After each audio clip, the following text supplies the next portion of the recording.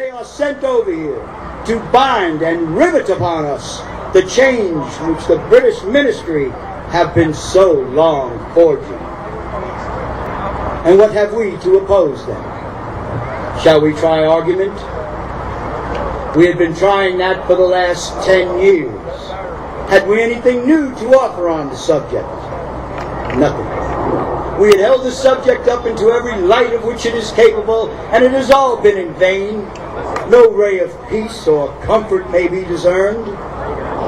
Shall we resort to entreaty and humble supplication? What terms shall we find that have not already been exhausted? Let us not, I beseech you, deceive ourselves further. We have done everything which could be done to avert the storm which was now coming on. We have petitioned. We have supplicated. We have remonstrated. We have prostrated ourselves before the throne and implored its interposition to arrest the tyrannical hands of the ministry and parliament. Our petitions have been slighted. Our remonstrances produced additional violence and industry. Our supplications had been disregarded, and we have been spurned with contempt from the foot of the throne. In vain, after all these things, may we persist in the fond hope of peace and reconciliation. It is in vain to expect relief from a king who had become a tyrant, a puppet, a fool, and a tool for the ministry and parliament. And no longer could any hope have been vested in the British people. There were no Britons, no Scots, no Englishmen, only a set of wretches, sunk in luxury, who had lost their natural courage and could no longer look the brave Americans in the face. There was no longer any ground for hope. If we wish to be free, if we wish to preserve inviolate those inestimable rights and liberties which belong to us as free men, if we mean not basely to abandon the noble struggle to which we have been so long engaged and which we pledged ourselves never to abandon until the glorious object of our contest be obtained, then we must fight. I repeat it, sir, we must fight.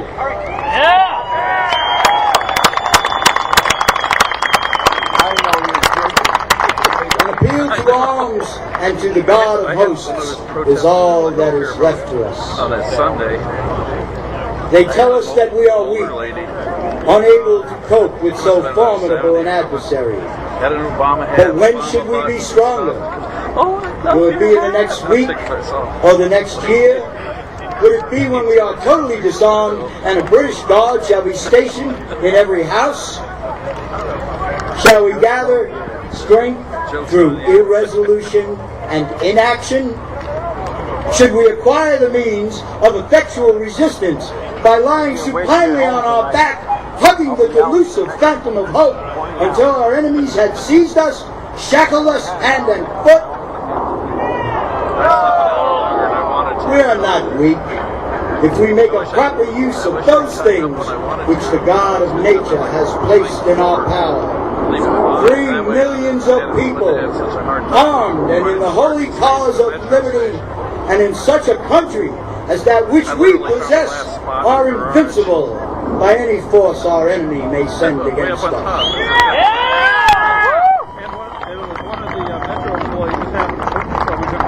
Besides, we shall not fight our battle alone.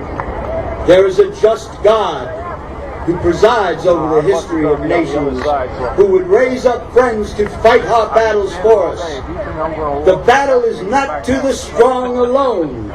It is to the vigilant, the active, the brave.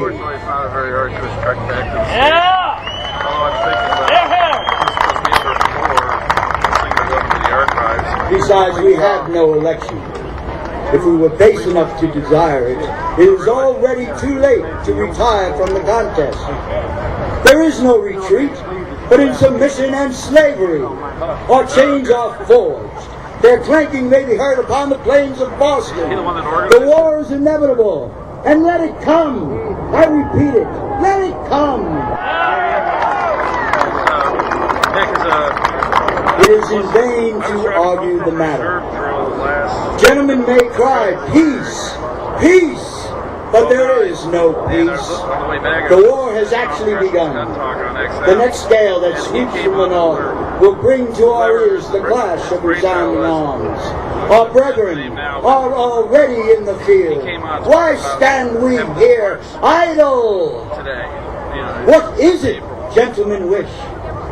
What would they have? Is life so dear, or peace so sweet, as to be purchased at the price of chains and slavery? Forbid it, Almighty God! I know not what course others may take, but as for me, give me liberty, or give me death.